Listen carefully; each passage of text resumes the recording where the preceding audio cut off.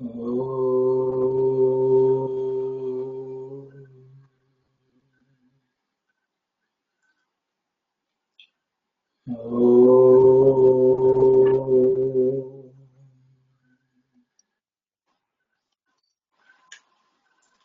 everyone. We are discussing the 9 ways of devotion. So far we have discussed the first 2, which is Shravanam and Kirtanam.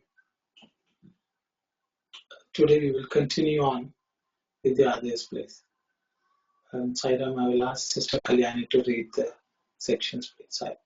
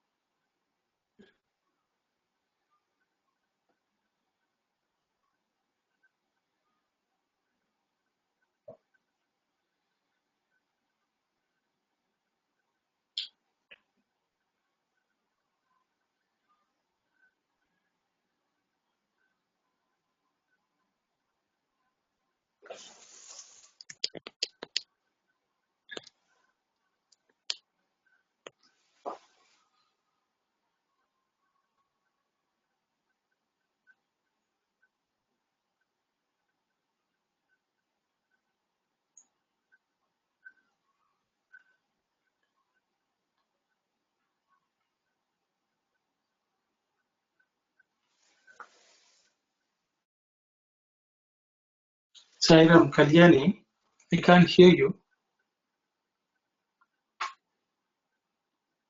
Sairam?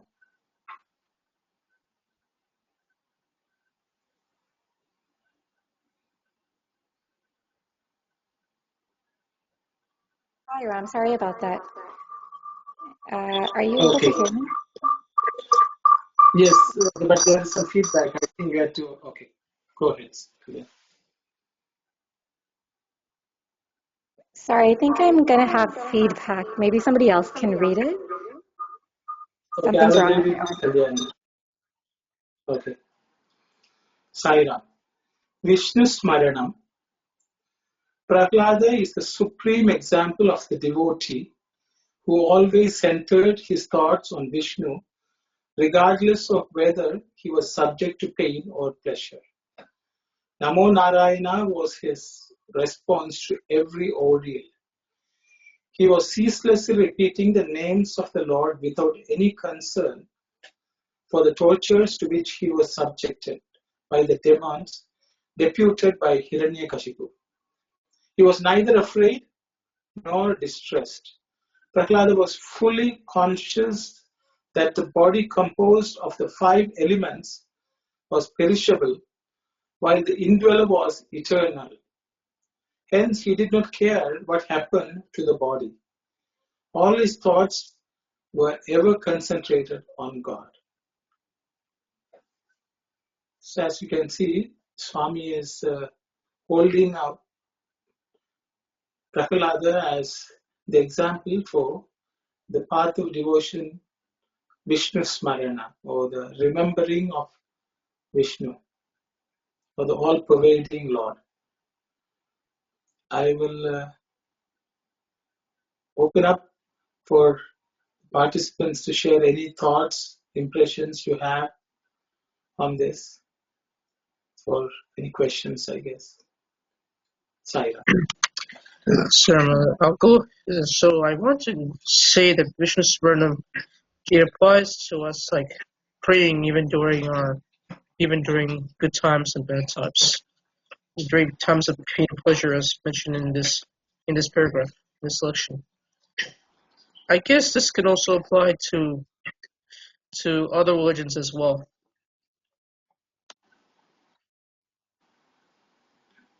Thank you, Shubhalan. Anyone else would like to talk about it?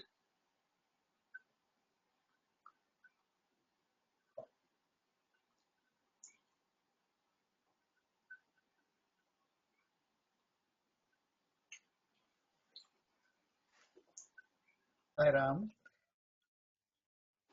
Yes, Sairam, brother. I think I just want to quote on Swami's teachings. Swami said, Namasmarana is the most easiest and effective method of prayer for the calamities of the present time, Kali Yuga, for Kali Yuga, to get rid of our difficulties and disease and all. The Namasmarana is the easiest and effective one. Anyone can do it anywhere. Thank you. I just thought I'd share this. Sairam. Thank you very much, brother.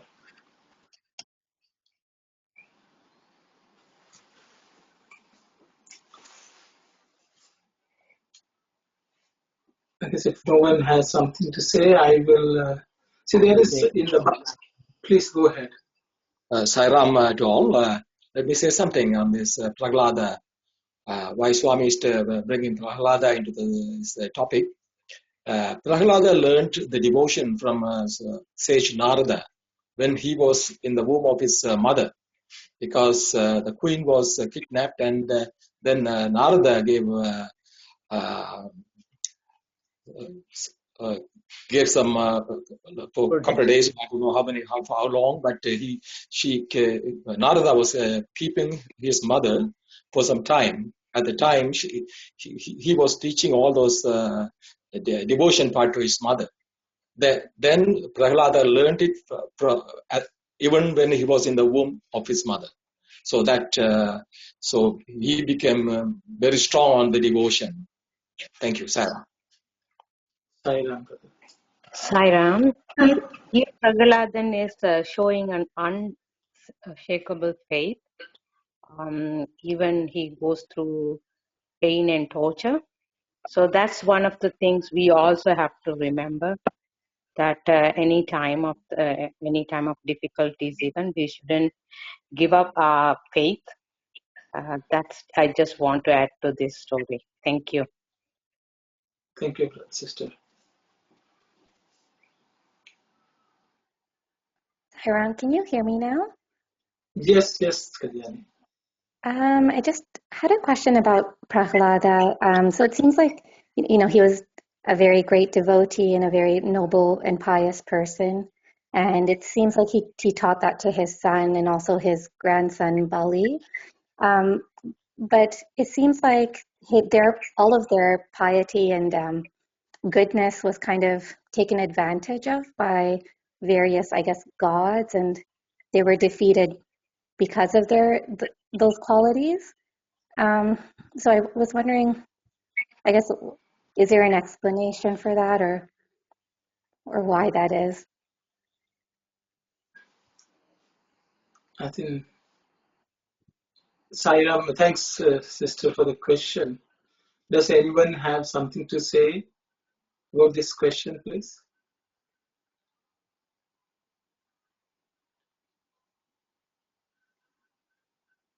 Sairam, sorry, sister, did you say because of these they got into trouble with the gods, or did you mean like the demons or those who were posing as gods?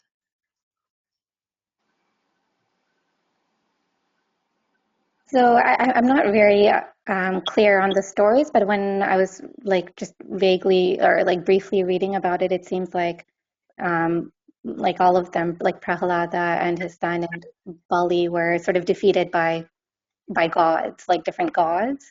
I may be wrong.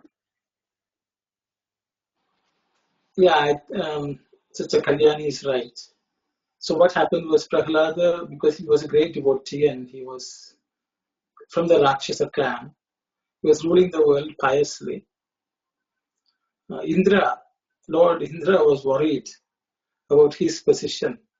So he's supposed to have come and sought alms from Prahlada. And Prahlada said, whatever you ask, I shall give. And Indra had asked him to give his character, Sheela. So Prahlada is supposed to have given it away.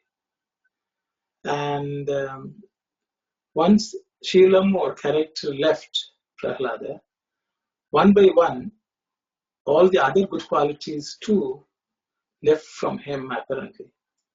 Though he had his devotion to the Lord, the success in this material world slowly dwindled, and so he was put to some hardship. It is the story is right. Swami has talked about it. Swami has talked about the context of at no time should our character should be given up.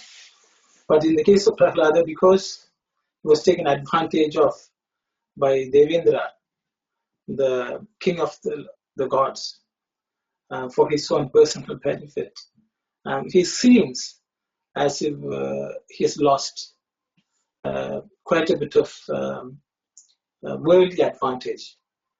It is not dissimilar to what Mahabali also went through. Sukracharya stopped him from offering anything to Lord Vamana, but he went ahead and offered 3 feet which the Lord Vamana had requested. So that too can be construed as a disadvantageous position because that was the way Shukracharya himself thought. So the story is that both Prahlada and Mahabali, they were not afraid to offer themselves at the feet of the Lord because they felt nothing in this world, no success is worth, it is not comparable to being closer to the Lord. So I think they were willing to sacrifice their entire person, even their self, because others may think that it is they have been taken advantage of, they lost out. But they were willing to sacrifice anything and everything for the sake of the Lord, to obtain the proximity of the Lord or to even merge with the Lord. So for them, the devotion was the supreme goal of their life. And under no circumstances did they sacrifice that. Yes, Swami says for anything in this world, to succeed in anything, to acquire anything in this world, we have to give something up. For example, if you want to buy something on the market, you have to give out cash. There's a price which you pay. And you don't think the price is, paying the price is a disadvantageous position because you think what you are getting in return for that money which you have sacrificed is greater. What you receive is of greater value. And that's why you do it. So people like Prahlada, Mahabali were willing to sacrifice anything for the sake of their closeness to God. And from their point of view, they did not mind what was given up. This is my understanding. I think Swami has talked about it in a few places. Saira.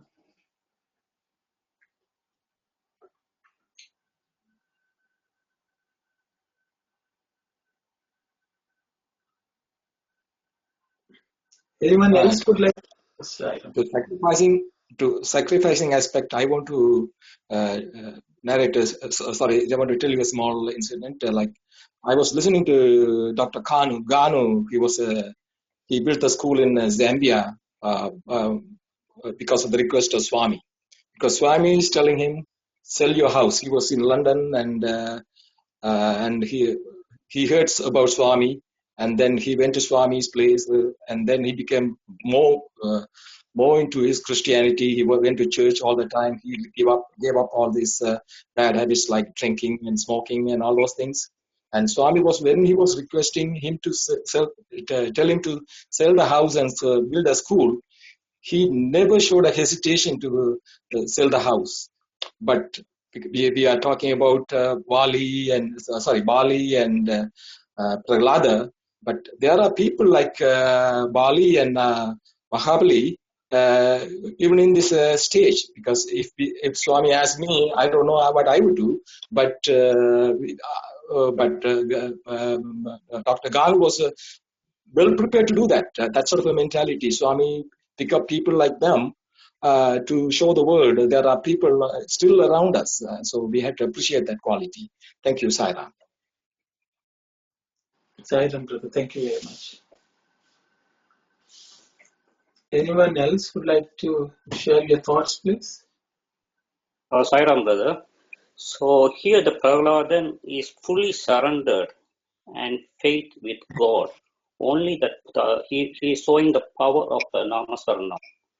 So if the father was giving all kind of torturing and everything, he's not showing any reaction also because he had lots of faith. He surrendered his body and everything to the God.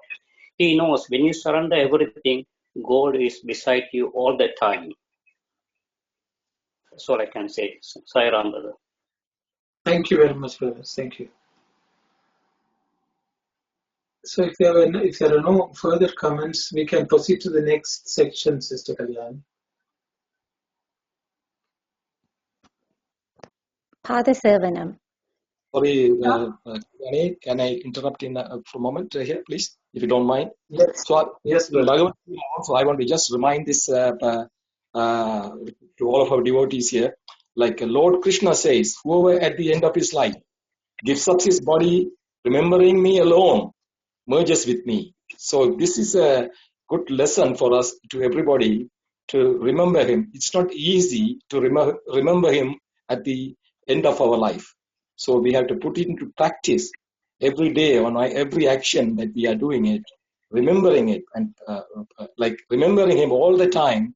That will lead us to remember him at the last moment as well. Thank you, Saira. Okay, thank you. Sai Ram, one more thing. The Smaranam melts all negatives in the mind and fills it with beauty, that is Sai. So without Smaranam, one cannot grow. This is my Sai Ram. Sairam. Thank you very much. Talking about, maybe Sister Kalyan, we'll discuss Shravanam a little more. In the Bhagavad Gita, Krishna tells Arjuna, Mam Anusmara Yuddhacha. So he's telling him, think of me continuously without any break and wage the war.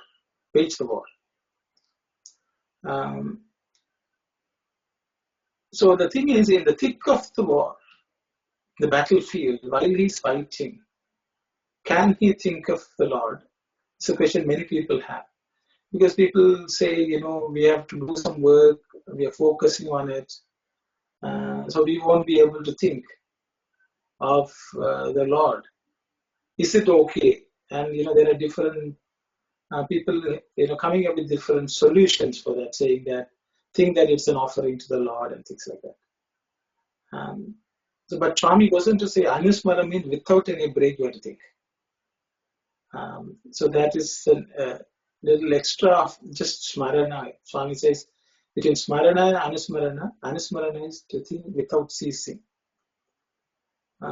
So what can we share some thoughts? Just would like to know what each person thinks. How can we think of the Lord ceaselessly when we are engaged in various actions in this world? Zaira, when we identify ourselves with the Lord, it seems possible now. So if we had forgot ourselves, lose ourselves in the overself. So if we have that oneness feeling established in us, then this is the answer is that that aren't just in the continuous memory means feeling one with God. So in that way, when we feel one with God, so whatever we do, it is with the remembrance of God. That's what I think. Thank you, Zaira. Thank you, brother. Zaira, anyone else would like to say something? Sai Ram, I think the remembrance of the Lord will grow as one's love for Him grows. For one does not need to remind oneself to think of a person one cares about. That's my opinion, Sai Ram. Thank you very much.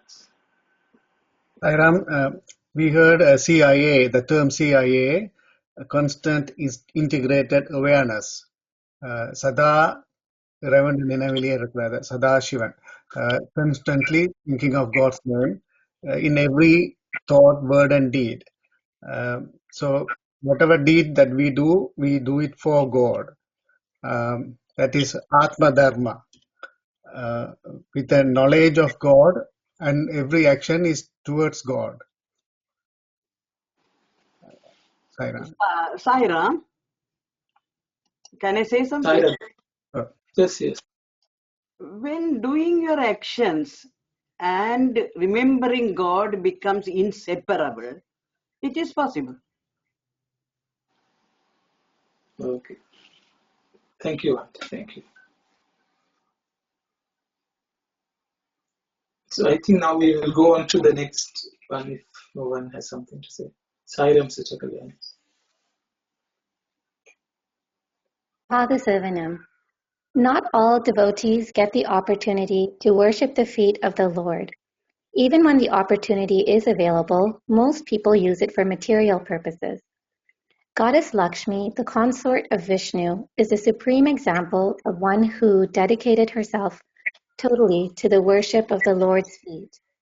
Regarding the feet as the source of the entire creation, holding them supremely sacred, owing to their being washed by Brahma himself, wondering at them as feet which has measured the whole cosmos, and venerating them as all-pervading. Thank you, sister. Sairam, anyone who has any thoughts about this? Is this something which we can practice? How relevant it is to us? Something which we can discuss. Can I ask a question just about the stories that are mentioned, or just for my own clarity? I know briefly, but if you could further clarify, I guess, why is it Goddess Lakshmi portrayed always as sitting near the feet of Vishnu? Is there like a reason for that, or a story behind that? And also the feet having been washed by Brahma.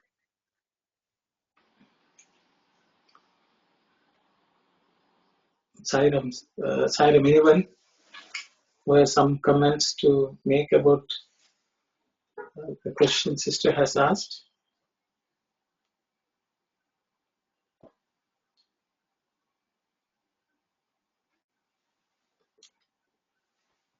Sairam. Sairam. There was a story about who get Lord Vishnu's while he was sleeping. I think it was Lakshmi and someone else. Brother, I don't know. Please correct us. When Lord Vishnu wakes up, he saw someone at his feet first.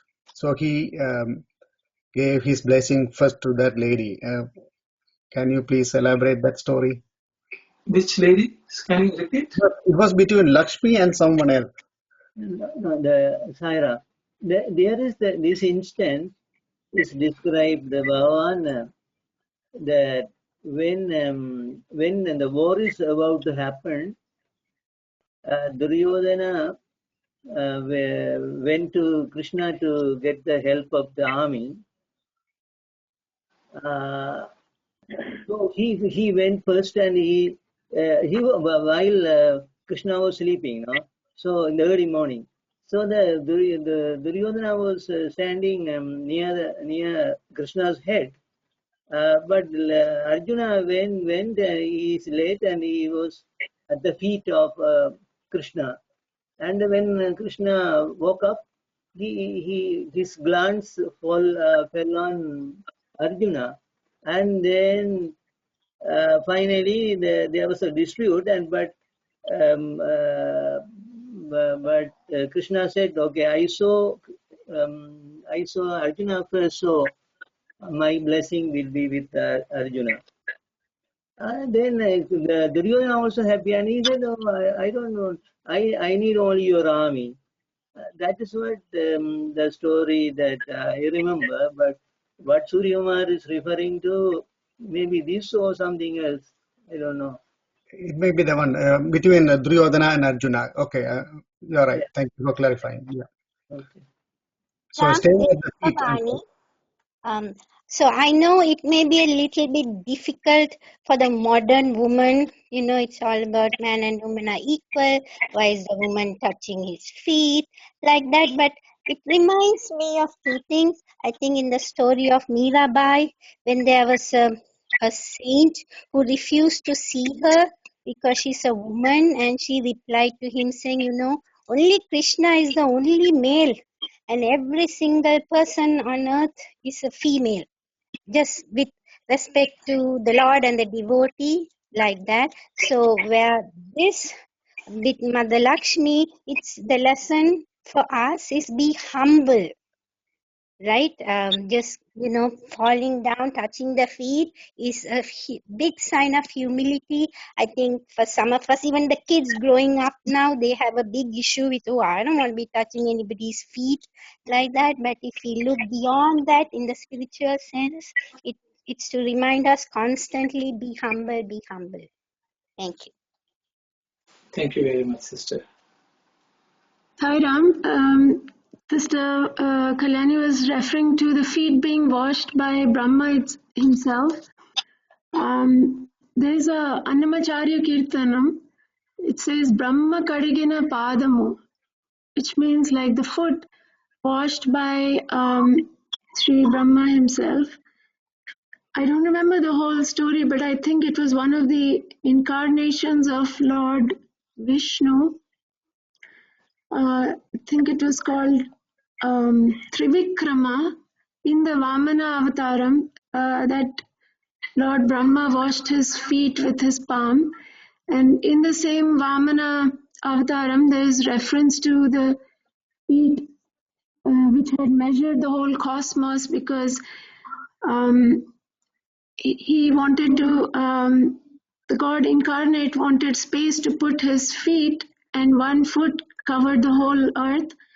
Another foot, I think, covered the whole heavens, and then the third foot pushed the demon into the earth or something like that. This is what I remember from the Bhagavatam and all of that. Sorry, thank you. Thank you very much, sister. Thank you very much. I also have the same opinion like Sister Bhavani was mentioning. This is due to the humility that we shows to the God. Even if we go to the temple, Shri Mandir or wherever the temple we go to, and we touch the feet of the Shri Sai Baba, that shows our humility. I know that's even Swami was mentioning on one of his discourses. Head is the important part of the body. That's true. There's no doubt in that. But the thing is, but to hold the head, the feet is there. It is much more necessary there. It should be there. That is the one holding the head. So revering the feet is equivalent to revering the head itself, like revering to the God itself. That's my opinion on this one. Thank you, Saira. Okay, thank you very much. Anyone else would like to share something, please? Oh, Sai Ram, I'm Yasowanti here.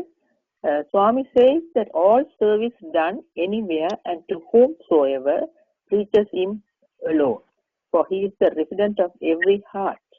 If we serve with that attitude, that would be Father Servanam. Thank you, Sai Ram. Thank you very much, Auntie. Thank you very much.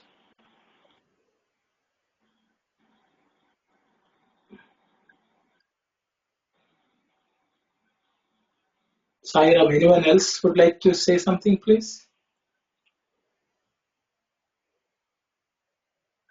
So, Saira, this is Davani again.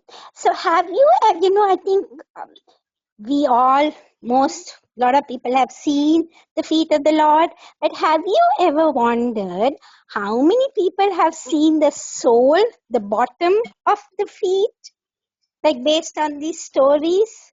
So, Kalyani, like one point would be Mahalakshmi, because she's sitting on the other side of the bottom of the feet. And then I forgot, did we talk about Mahabali or not? I don't know. He saw it, I guess, as he was being pressed pressed away into the other world, and also when Krishna danced on the snake, the snakes are the feet of the soul. So just sharing some information. Thank you. Thank you, sisters. Thank you.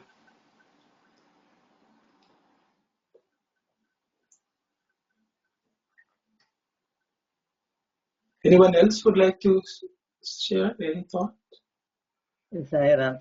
So the Bhavani, Sister Bhavani was referring to the bottom feet, no? That when that is called Tiruvadi Tirkshay, initiation in the form of a holy feet. So Saint Manikavasar and so many Nayanar and so many other devotees also got Lord's the underneath feet sparshan, no? That as Bhavani said. And also the Lakshmi is described as residing in the heart of Vishnu. Always you can see everywhere that the Vishnu in the heart, the Lakshmi dwells in the heart.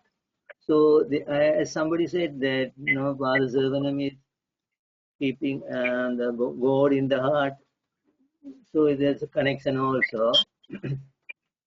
And in the one sister said no that Mahabali, actually Mahabali, she was saying the demon of a demon, but it was Mahabali, no, on whom, as Bhavani said, Vaman Avadara, Narayana put the third step on Mahabali's head. So at that time also Mahabali got a Tiksha, Tiruvadi Tiksha there too, like the Kaling and snake. So everything is a little bit connected. So just I observed my things. Thank you. So thanks, Sarah. Thank you, brother. Sairam. Sairam. Yeah, this is Rajagopal here. Yes. Okay. So this is from Swami that all the time any people goes to need Swami and do the Father Seven, so the boys and everybody. And Swami said that Dr. Kishore was saying that not everybody can press Swami's feet, but everybody can do the service. Selfless service is the way to do the Father service for Swami. That's it. Dr. Kishore has told by Swami that he said. And also, I have to say that previous one also that how we can concentrate. Remember that Swami's name. That you can take the driving work. No, somebody is driving. They are doing the other works too. No, they are doing the driving. That he's constantly that he's driving that exercise. Do exercise every day. Then he can do that to the radio and something that he's doing at the same time. No. That practice is there to always your practice the Swami's word, Namasmana, that is come to his back of his head all the time. He's resounding. No, this is an example of Dr. Hislop saying that he was doing the same thing. He was always remember Swami's name. And also another thing that name and the form are the same very. There was a story with Krishna and his wife. Rukmani and Brahma. Brahma is a little bit jealous on Rukmani. She was trying to buy Krishna. Do I have the time to tell this story? Or? You can tell the story. Yes. Okay. Yeah, that she was a little bit jealous on Rukmani. Then she reached to Narada to help. Then Narada said, "There's one way to buy your Krishna for yourself. You put all your wealth on one side of the balance, and the other side put Krishna the other side. Two sides of balance, no? Then she agreed with that because she is a very wealthy woman and she can do anything for that. So she put Krishna one side and the other side she put all the wealth and properties, everything. She is not the Krishna said always down. So she couldn't do nothing.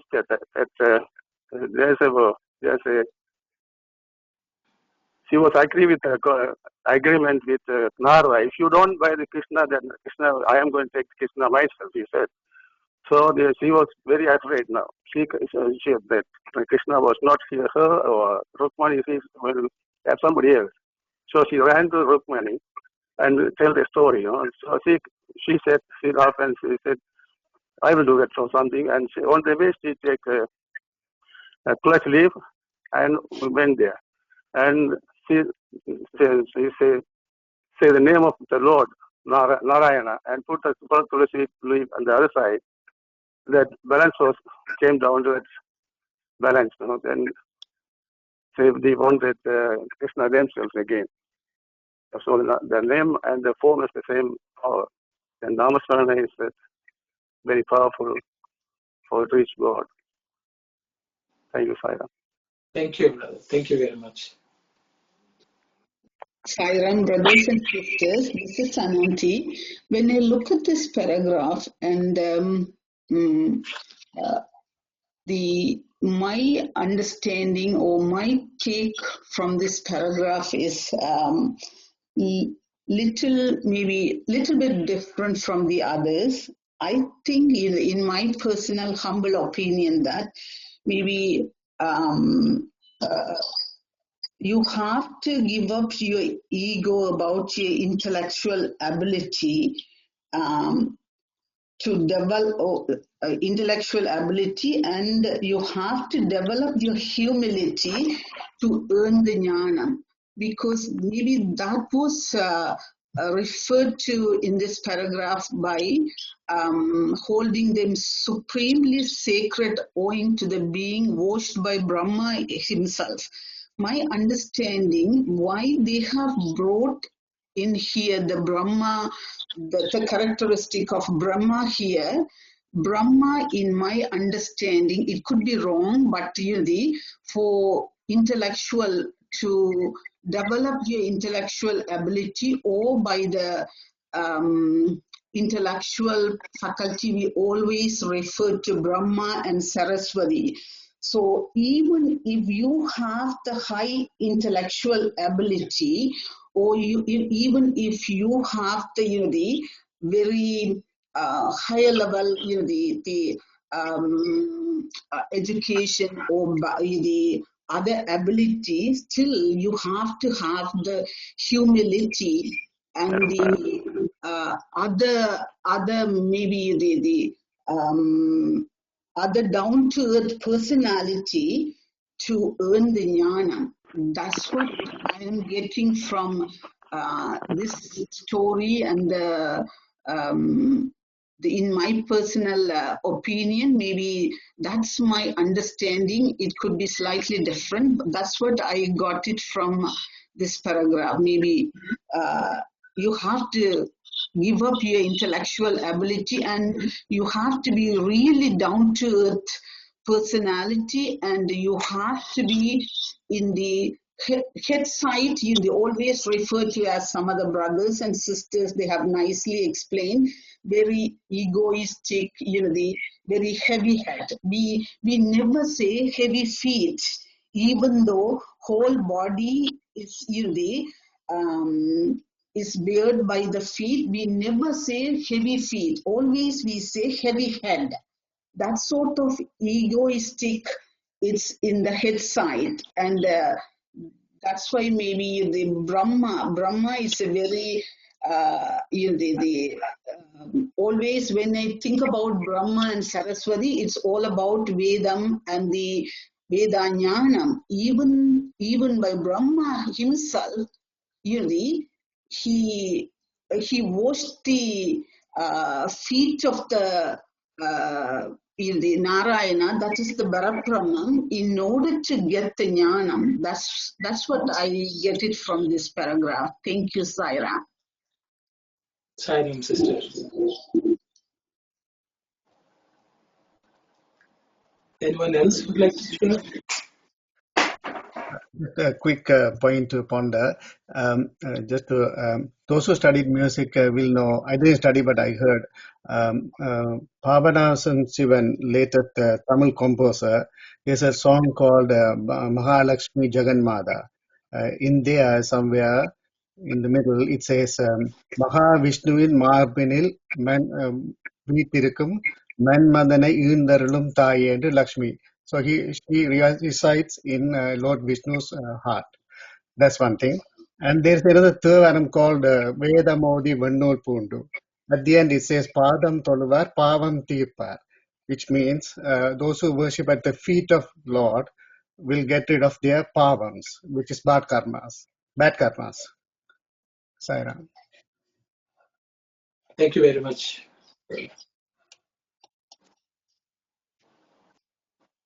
So I think there was plenty of discussions about this. From all angles, people have commented, and I think it's a fulsome discussion. We can go on to the next section, please.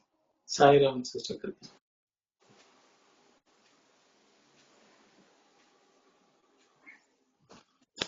Archanam. Emperor Prithu stands out as the exemplar of this type of devotion. In all circumstances, Prithu adhered to the worship of Hari as his primary occupation. He saw the Lord in everything in the universe.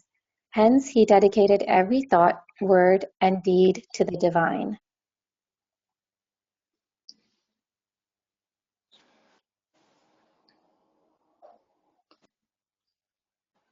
Sairam, anyone would like to say something about this?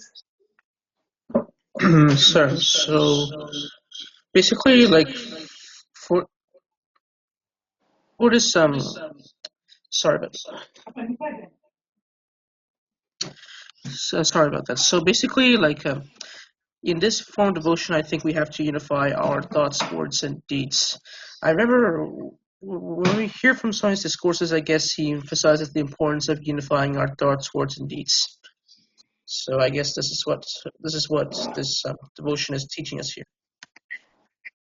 Thank you.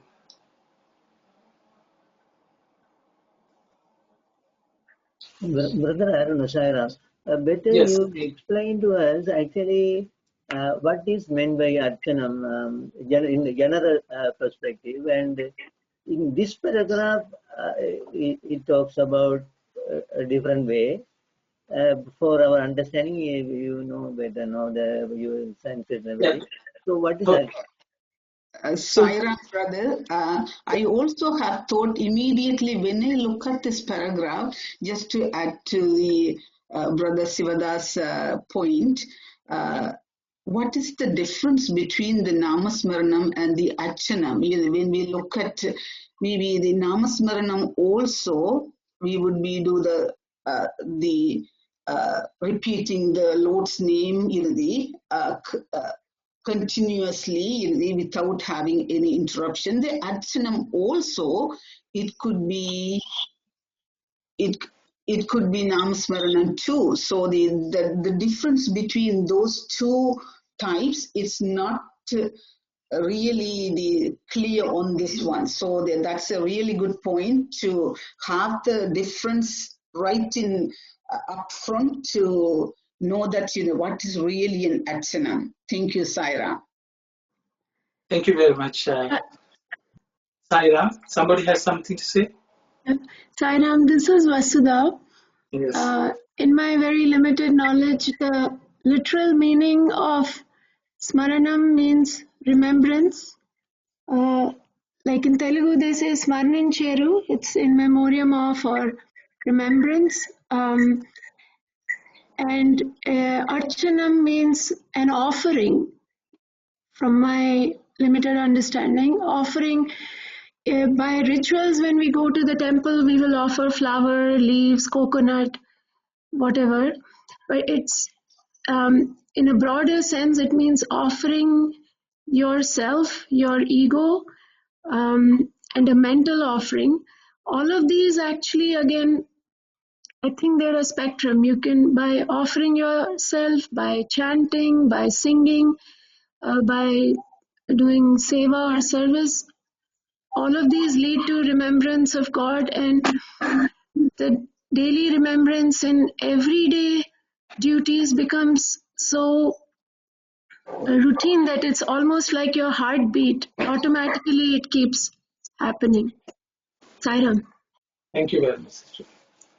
So, Shaira, so the thing is, there are many other discourses in which Swami talks about. So, rather than me saying something, I have just some noise. 1 second. So Swami has talked about this at other places. So if you all would bear with me, I'm going to read from another discourse. Maybe we should have given some more material for discussion, but I will read it out very slowly, and that would be better than me trying to say something. This discourse, if anyone is interested, you can read 12th of September 1989. 12th of September 1989. It is in Sathya Sai Speaks, volume 22. If anyone is interested, you can. So Swami goes on to say, Anga Archanam, for worshipping the Lord. Archanam was the method adopted by Emperor Prithu to worship the Lord. By offering 16 kinds of service to the image of the Lord every day with deep devotion, he earned the grace of the Lord. In this form of worship, Prithu demonstrated the unique significance of Anga Archana.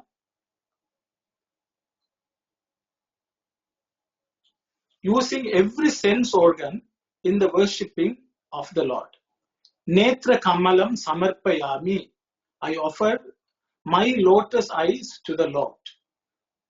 Srotra Kamalam Samarpayami. I offer the lotus ears of mine to the Lord.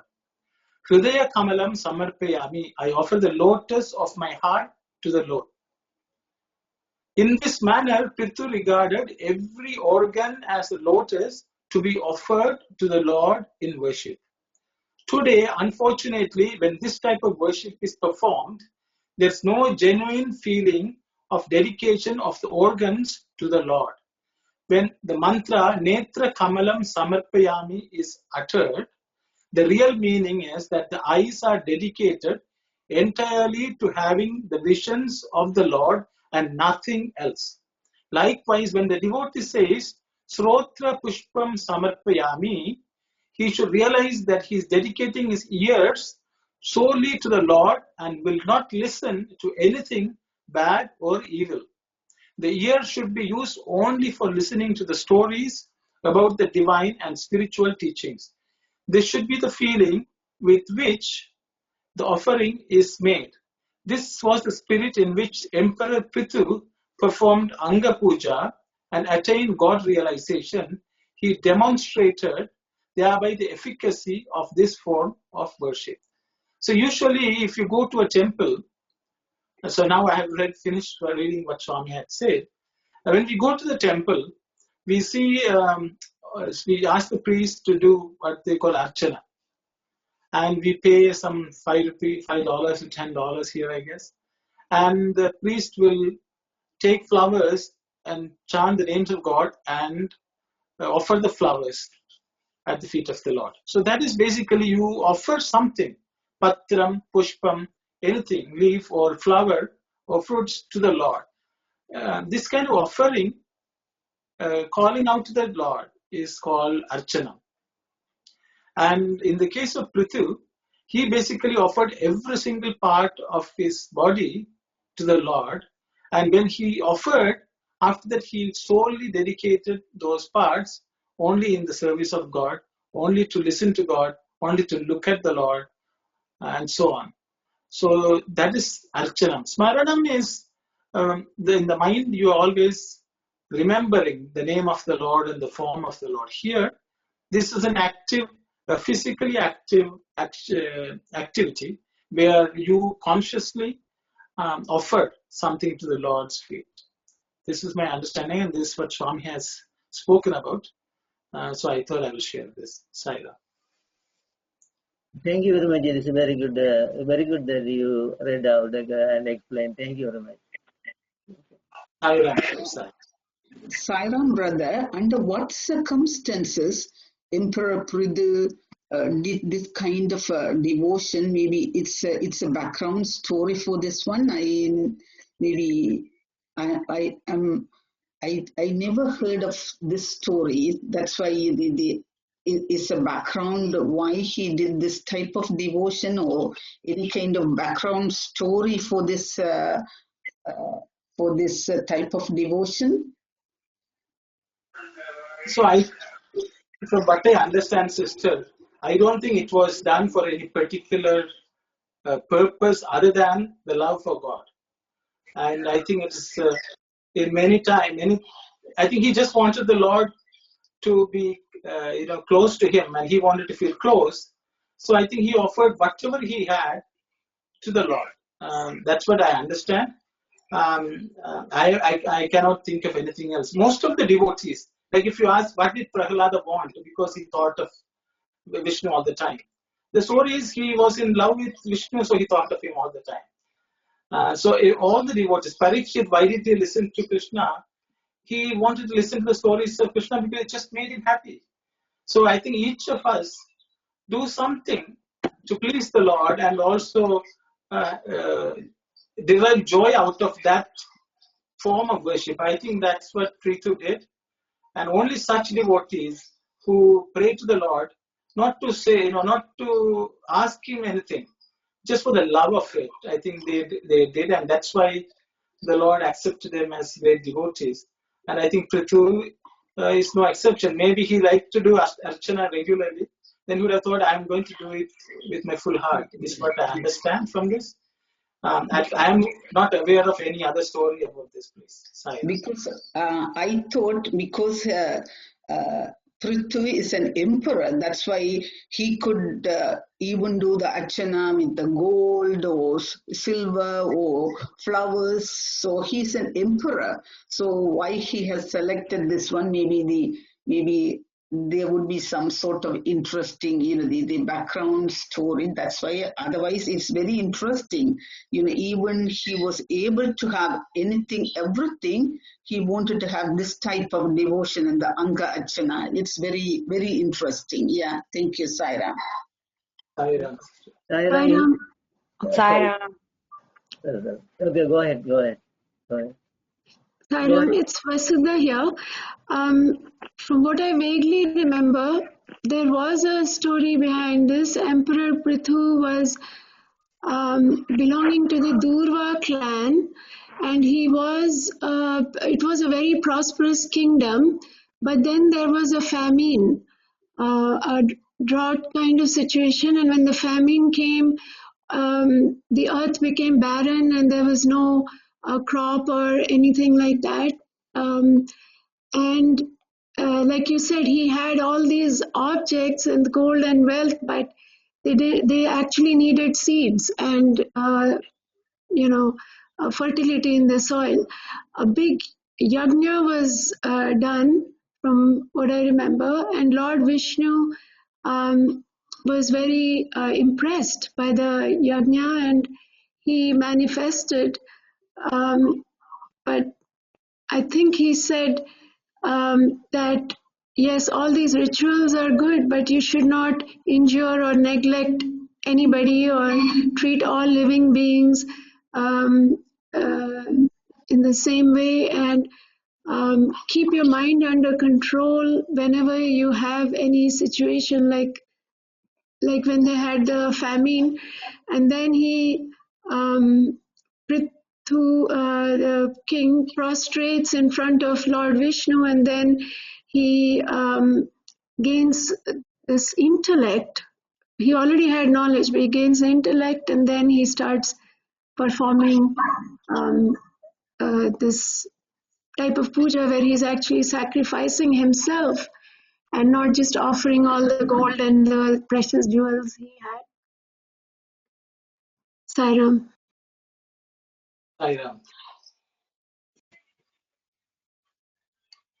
Sairam, brother. So you have Yes. explained the first and the Archanam. I would like to know about the Pada Sevanam. We have a lot of discussion on it. Can you share your thoughts, please?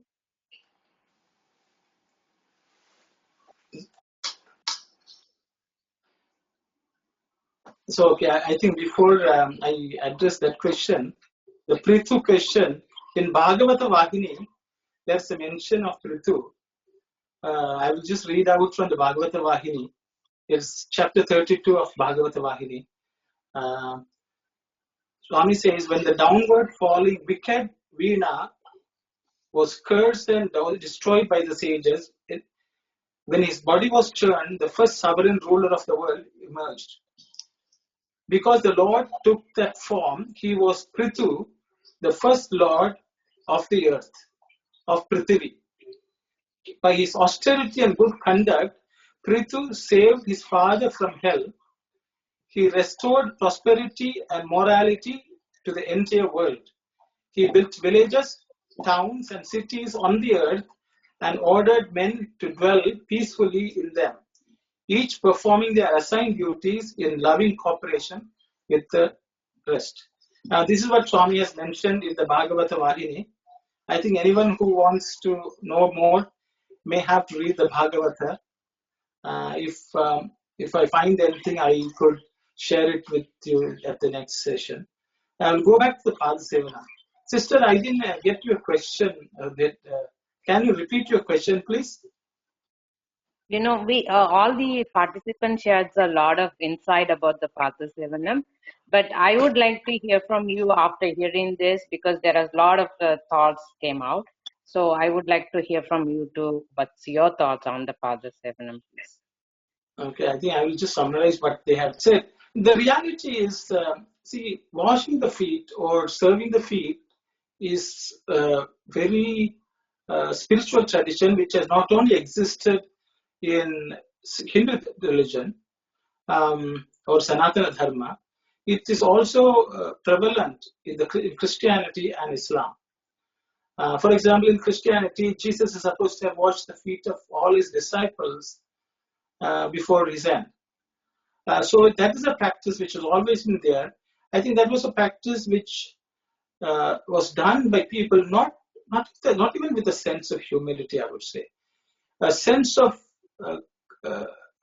closeness. When you're very close to somebody, they will give their feet and you can serve the feet. That is the way Christ basically said, you are my disciple, so I just want to wash your feet. Sri Krishna is supposed to have done this for all the guests who came for the Rajasuya Yaga, which was conducted by Dharmaraja and the Pandavas. So that the practice of serving the feet is not necessarily something from a sense of humility, I would say. It is, if you take Lakshmi, Lakshmi had all the wealth. She had under her command anything she wanted of the world. But she realized that being closer to the Lord, by serving the field, she got a place in his heart. The story is how Lakshmi was born itself is that when the Milky Ocean was churned, Lakshmi was one of the persons who came out of the Milky Ocean. She was the embodiment of all kinds of wealth, not only material wealth, everything. It could be knowledge, it could be health, all kinds of wealth she embodied. But when she is a person who has in her command everything. If you look at Ashtalakshmi, she has command over everything in the world. But she realized that whatever she possessed of the material world is of no consequence. She would rather be closer to the Lord. In the same case, Brahma, who could create anything, who really, if he wanted, because he's the creator himself. But even though, so both of them, their activities were related to the world and supreme sovereignty over world. Brahma, as I think Sister Vasudha already pointed out, when Vamana is supposed to have measured the heavens, Brahma is supposed to have washed his feet. That is how Brahma Kadigina Padamu, or Brahma washing the feet, the story appears.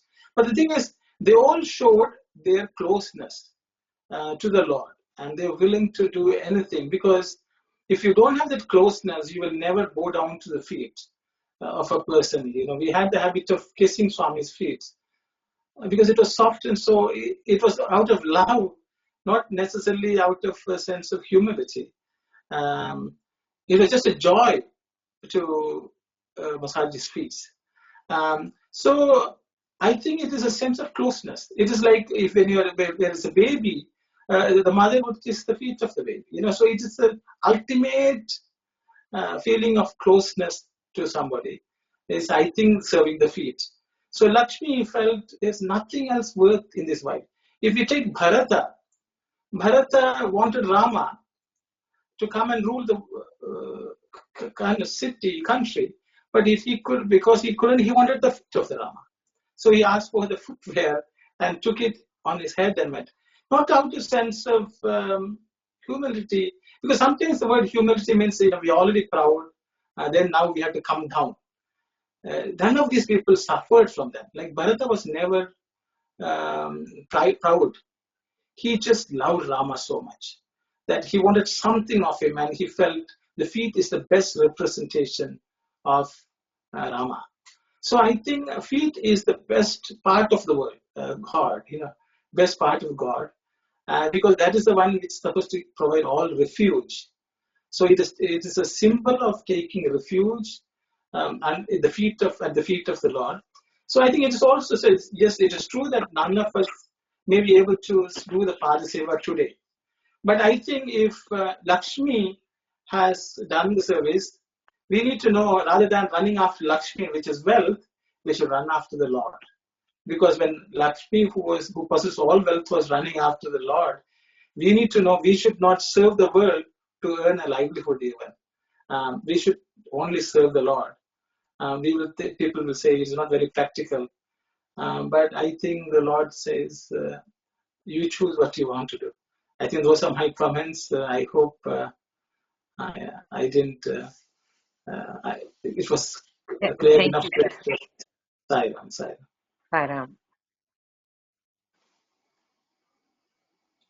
Sister Kalyani, I think we can go on to the next one, please. Sai Ram, it's Bhavani. This Pada Puja is done in other religions also, right? Jesus Christ did that.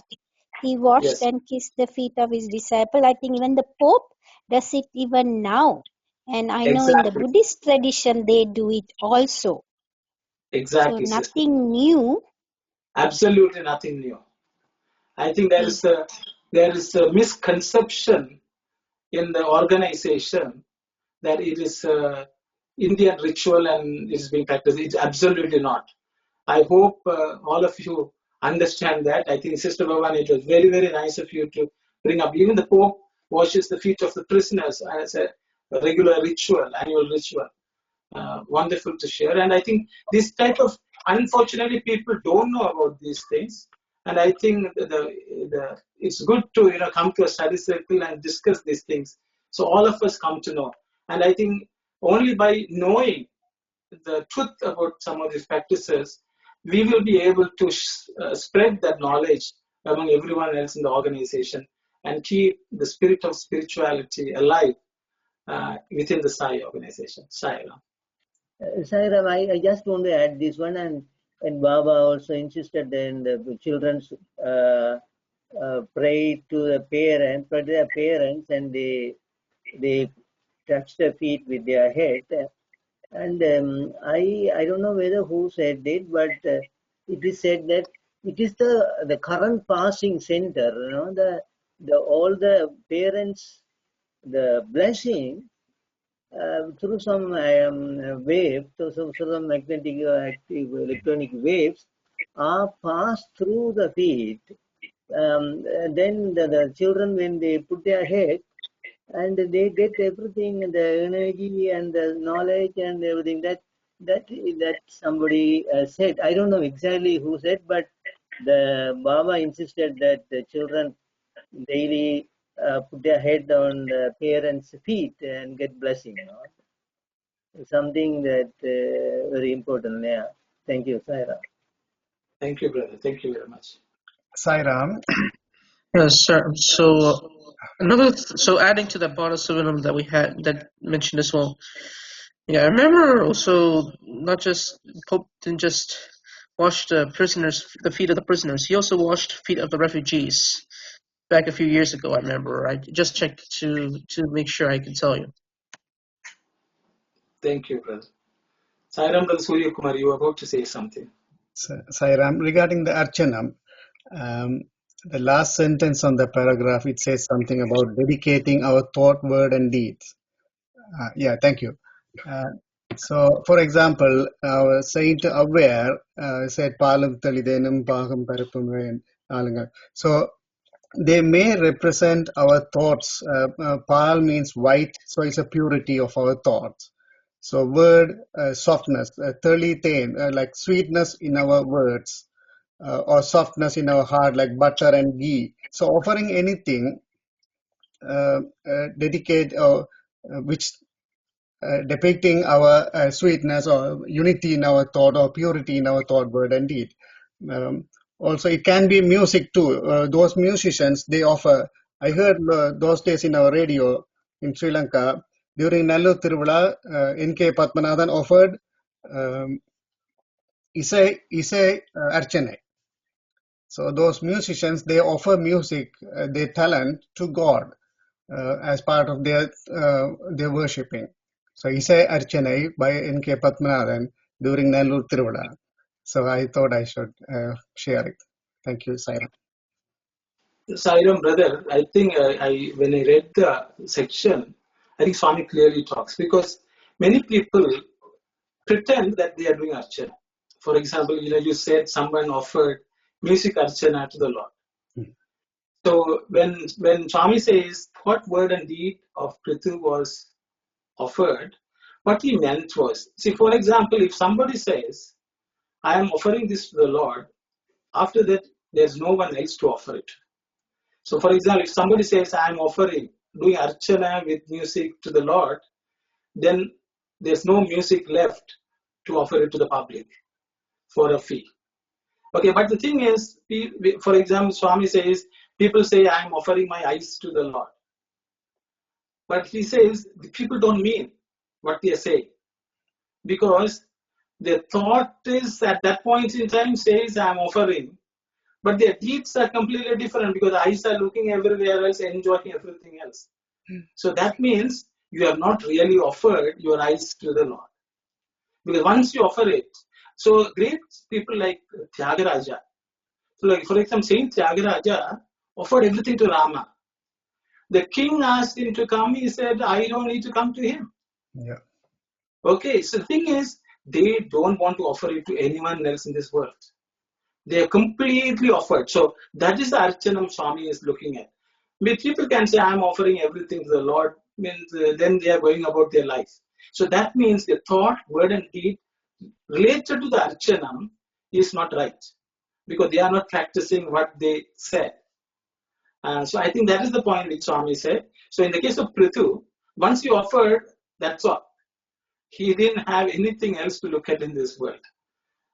So that is the type of Archana Swami wants, if we want to get close to him.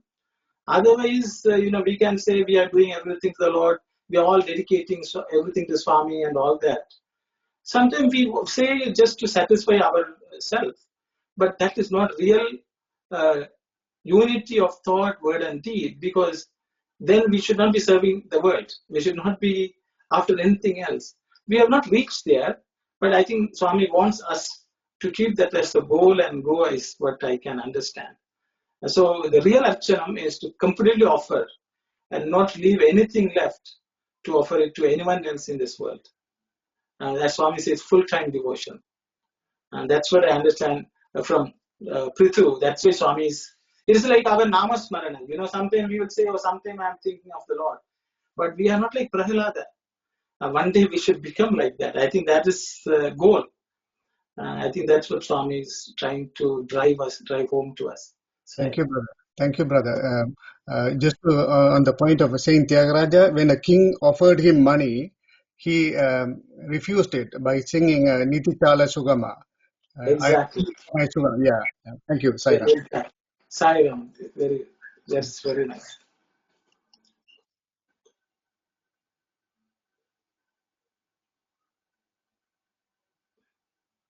I think Kannappa is an example. Sai The Ram Purana, sister, yes, exactly. Yes, he just offered his eyes to the Lord. eyes to the Lord. Yes. And also he fully surrendered and gave it free. Yes. Thank you very much. I guess we were talking about, how you can think of the Lord without any break. And so I was thinking about, like when you go to work, when whatever you're doing at work, you could think of it as an offering to God or think of God while you're doing work. But does that, I guess along the lines of what you were just saying now, does that mean that, I guess because you're getting paid to do that work, it's not really a true offering or?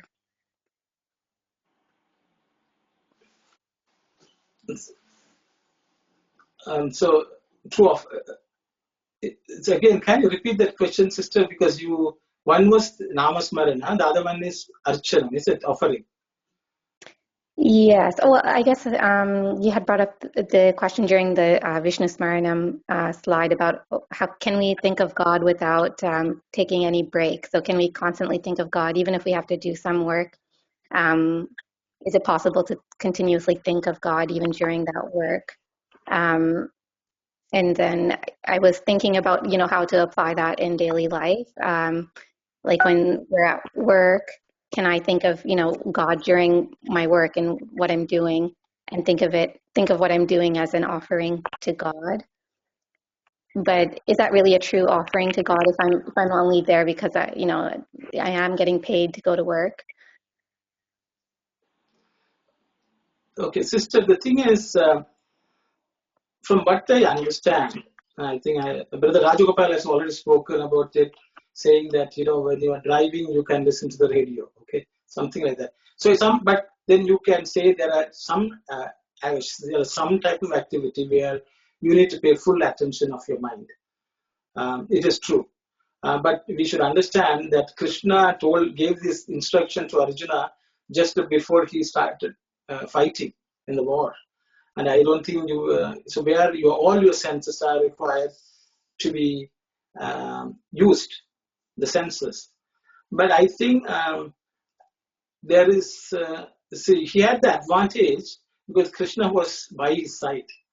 So at every point in time, he was thinking of Krishna also while fighting because knowing very well he's the driver.